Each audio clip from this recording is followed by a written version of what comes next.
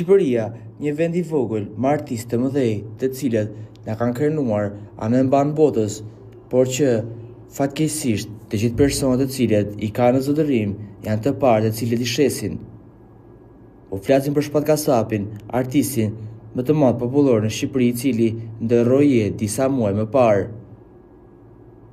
Ai, së fundmi, edhe pse ka ndërruar jetë dhe shpirti i tij është në parajs, përsëri nuk gjen qetësi për shkak të vjedhjeve që po i bëhen nga producentët dhe nga artistët të tjerë, të cilët janë jashtë Shqipërisë, por që normalisht gisht në këtë punë kanë vetë producentë shqiptar. Këngëtarja e fundit, Vesaluma, ka reaguar në lidhje me vjedhjen e këngës së artistit të ndjer Shpat Kasapi nga një këngëtar bullgar.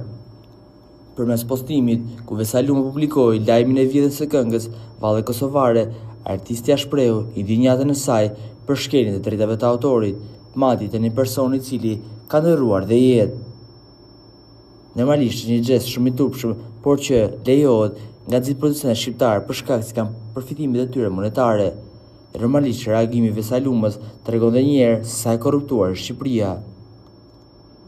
Edhe pse ka ndërruar jetë dhe supozohet që pasuria e tij vokale dhe këngëtare duhet që të ruhet mjaft mirë, përsëri ai ka dalë në shitje.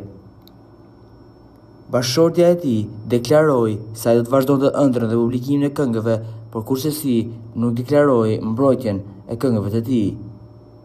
Të drejtat e autorit janë ato që e bën të veçantë një artist nga një artist tjetër, por duket që në Shqipëri kjo gjë ka marrë fund.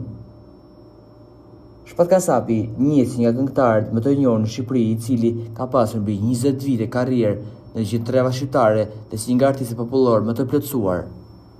Çfarë mendimi keni ju për të ngjarje? A mendoni se producenti i Shpat Kasapit të ndjer ka gisht në shitjen e këngëve të tij? Komentoni mendimin tuaj dhe mos harroni të shtypni butonin subscribe për të mos humbur asnjë video të re rreth kanalit ton. Ju faleminderit.